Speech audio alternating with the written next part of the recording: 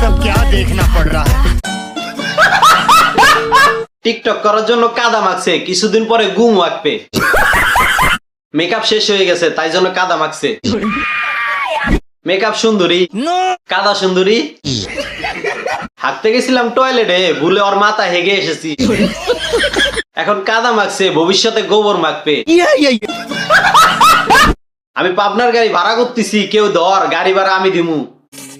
একে দেখে পাগলও বলবে তুই একটু ডিউটি কর, আমি তো ছুটিতে যাই। বিদেশি টিকটকার, বস্তির টিকটকার। আজকাল পেকনিও টিকটক সেলিব্রিটি হয়ে গেছে, খালি আমি হইতে পারি নাই। বাবার রাজকন্যা, শ্যাওলা গাছের পেতনি।